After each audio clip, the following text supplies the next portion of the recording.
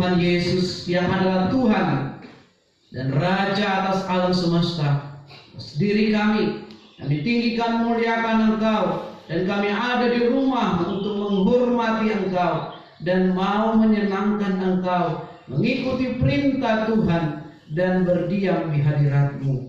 Untuk itu Tuhan, kami membuka hati kami, belajar kebenaran firman-Mu. Engkau jamah kami, Roh-Mu yang kudus mengartikan firman Tuhan, sehingga sungguh kami disebut sebagai orang yang berbahagia, dan persiapan hati kami untuk masuk dalam perjamuan Tuhan, yaitu perjamuan kudus. Bersyukur dan siap mendengar kebenaran firman. Dalam nama Tuhan Yesus kami berdoa. Amin. Silakan duduk Bapak Ibu Saudara yang terkasih dalam Tuhan.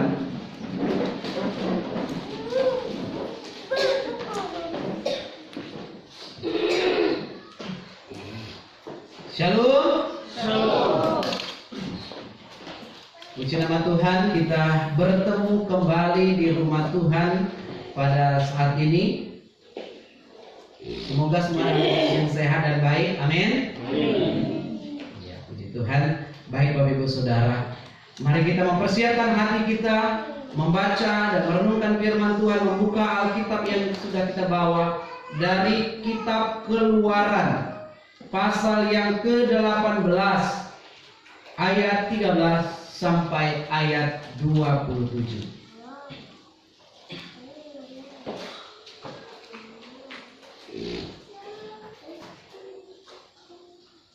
Dari mimbar akan membacakan ayat 13 dan perikopnya, judul perikop, dan jemaat Tuhan selanjutnya ayat 14. Kita bergantian sampai kepada ayat yang ke-23. Pengangkatan hakim-hakim. Keesokan harinya duduklah Musa mengadili di antara bangsa itu, dan bangsa itu berdiri di depan Musa dari pagi sampai petang. Ketika Musa melihat apa yang dilakukannya kepada bangsa itu, berkatalah ia, apakah ini yang kau lakukan kepada bangsa itu? Mengapa engkau seorang saja yang tunduk, sedangkan seluruh bangsa itu berdiri di depanmu dari pagi sampai petang?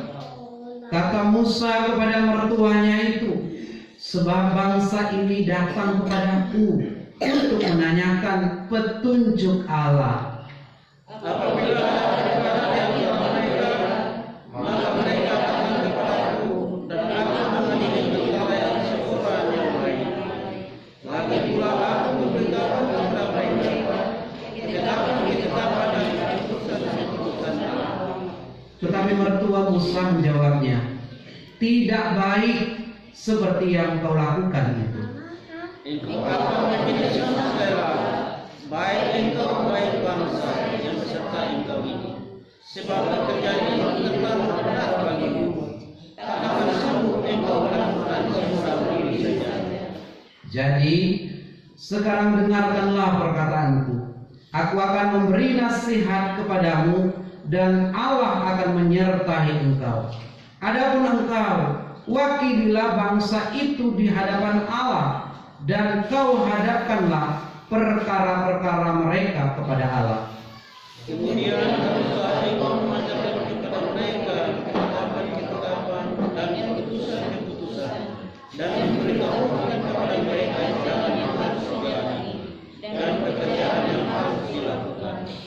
Di samping itu, kau carilah dari seluruh bangsa itu orang-orang yang cakap dan takut akan Allah, orang-orang yang dapat dipercaya dan yang benci kepada pengejaran suap. Tempatkanlah mereka di antara bangsa itu menjadi pemimpin 1.000 orang, pemimpin 100 orang, pemimpin 50 orang, dan pemimpin 10 orang. Dan sewaktu mereka harus mengadili di antara bangsa, maka segala perkara yang besar harus dihadapkan kepada Allah. Tetapi segala perkara yang kecil dia mereka sendiri.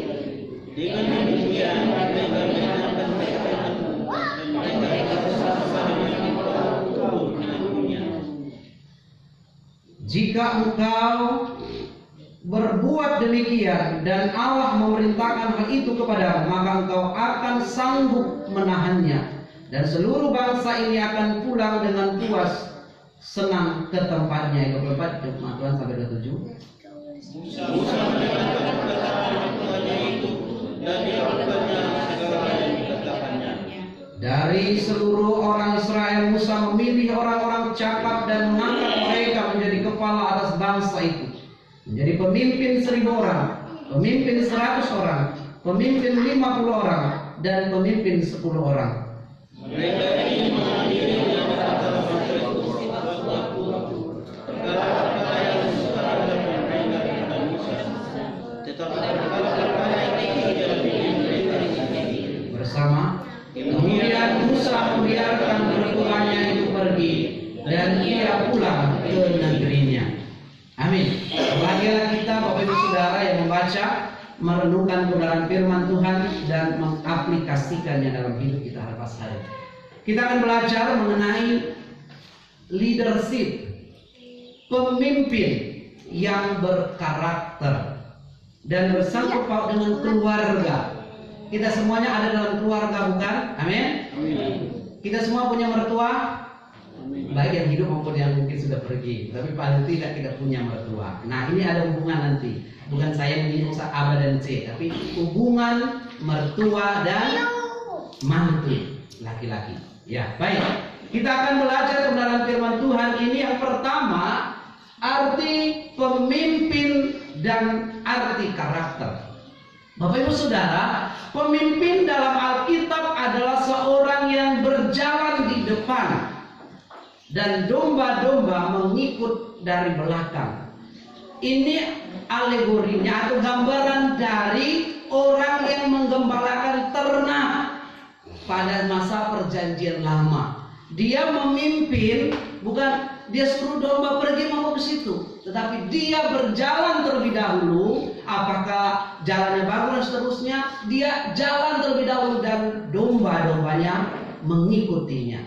Dan diangkat itu juga dengan pola kepemimpinan Kristen, di mana Allah sebagai pemimpin Kristen, yang pertama theo leadership atau pemimpin yang dari Allah.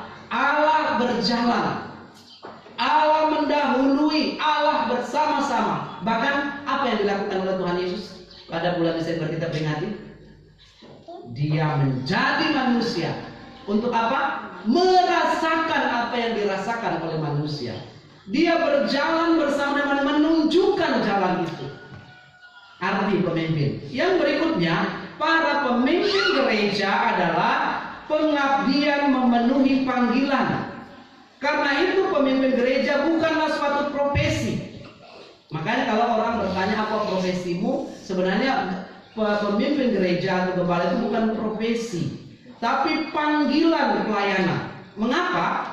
Karena banyak orang sekolah teologi tidak punya panggilan sebagai pemimpin atau sebagai gembala. Ada sebagai guru, ada sebagai penginjil, ada dan seterusnya. Tetapi bagi gereja masa kini yang perlu Bapak Ibu Saudara pahami, bahkan dikatakan dalam gereja Tuhan di perjanjian baru sejak semulanya, Yesus Kristus adalah kepala gereja. Kan di pertanyaan bagi peserta katekisasi, kalau orang tanya itu, kepala gereja itu bukan pendeta, bukan pastor, bukan majelis jemaat, tetapi kepala gereja adalah Yesus Kristus. Itu dalam perjanjian baru. Dan gereja yang adalah terdiri dari umat Tuhan, orang yang percaya, yang menjadi pusat sentral atau pedomannya siapa? Pemimpinnya yang telah berjalan bersama. Dan dia juga disebut sebagai gembala agung. Dia adalah pusat dari penyembahan. Arah kita mengikuti dia dan tuntunannya sudah jelas. Inilah mengenai pemimpin Alkitabiah dan pemimpin di perjanjian baru. Berikutnya, kita belajar mengenai karakter. Apa itu karakter? Karakter adalah menurut Alkitab menjalani hidup kita di hadapan Allah takut hanya kepada Allah dan berusaha hanya menyenangkan Tuhan. Jadi karakter pada dasarnya itu adalah sifat, pembawaan atau yang nampak pada seseorang. Tetapi di dalam Alkitab dikatakan adalah karakter itu ialah sikap dalam menjalani hidup di hadapan Allah, yang kelihatan, yang terpancar, yang terlihat. Bagaimana perasaan, bagaimana kondisi, bagaimana situasi, karakter itu nampak bagi setiap orang. Maka ada orang berkata, kalau kau mau mengenali seseorang, lihatlah dia pada waktu susahnya. Kalau pemimpin, lihatlah ketika dia dihadapi dengan berbagai pertanyaan, berbagai kritik, berbagai ancaman. Dan kita tidak asing lagi, bukan? Pemimpin-pemimpin kita sudah belajar, termasuk pemimpin bangsa ini yang saat ini. Karakternya terlihat di situ. Baik, kita akan belajar berikutnya dalam firman Tuhan ini, bagaimana sih pemimpin yang berkarakter yang dikehendaki. Yang pertama, pemimpin itu takut akan Tuhan. Ya, takut akan Tuhan adalah sebuah karakter yang baik. Walaupun sebelumnya cakap itu, takut akan Tuhan adalah mendasari seluruh hidup Bapak, Ibu, Saudara, dan saya. Pemimpin kita tidak bukan memimpin banyak orang, tetapi juga kadang-kadang memimpin diri kita sendiri, memimpin keluarga, memimpin apapun juga, tetapi membawa orang lain kepada jalan kebenaran. Dan memimpin, ada pemimpin yang benar, dikatakan pada bagian firman Tuhan ini, takut akan Tuhan. Terbukti Musa, seorang yang takut akan Tuhan. Musa yang terkenal sebagai pemimpin yang hatinya lembut, kata Alkitab. Maka dikatakan oleh Alkitab, Tuhan berbicara, lihatlah kepada hambaku Musa yang sangat lembut hatinya. Kenapa dia disebut sebagai pemimpin yang lembut? Apakah dia tidak pernah marah? Berulang kali dia marah. Minggu lalu kita berbicara mengenai dia diperhadapkan dengan orang yang mengeluh, orang yang kritik, orang yang merasa mau membunuh dia, bahkan orang-orang Moab yang mau membuat mereka binasa.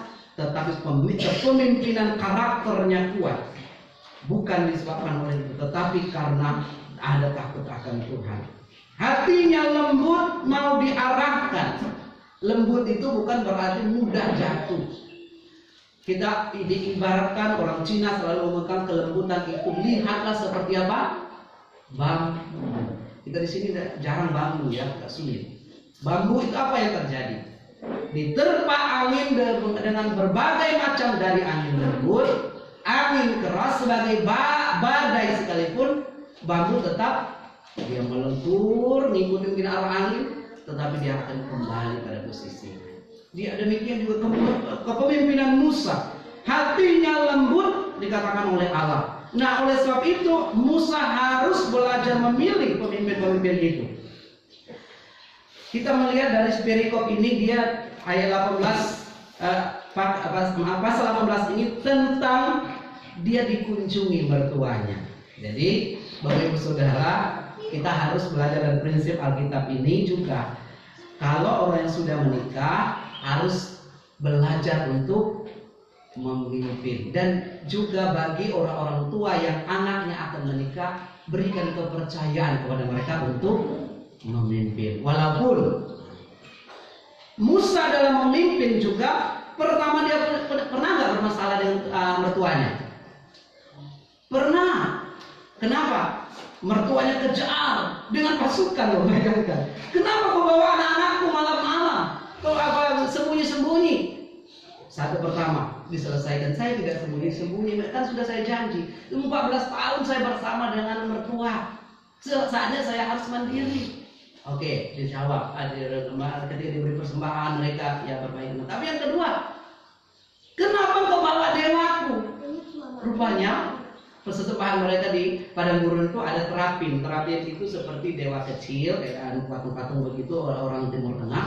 Nah, anak-anaknya dan juga pembantu istrinya ini, kan dua istrinya, maaf, satu istrinya sorry. Dia juga bermasalah. Sehingga kenapa? Nah, Bapak Ibu Saudara yang kasih, ada problem di mana-mana selalu ada masalah, termasuk dengan orang tua dan mertua. Tetapi bukan berarti kita harus lari dari persoalan itu. Ketika Yitro dikatakan kedengaran kepada Yitro imam Midian itu mertua Musa, segala yang dilakukan Allah kepada Musa, dan dia mau melihat langsung, dia mau berkunjung bahwa Allah telah melakukan perkaranya.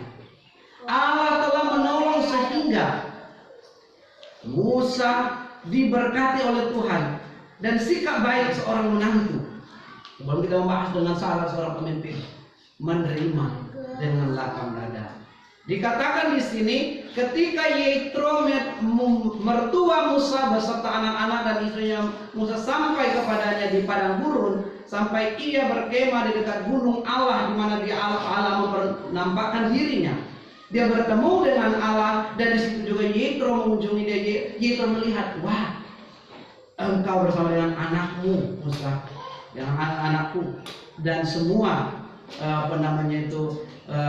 orang-orang bangsa ini diberkati oleh Tuhan.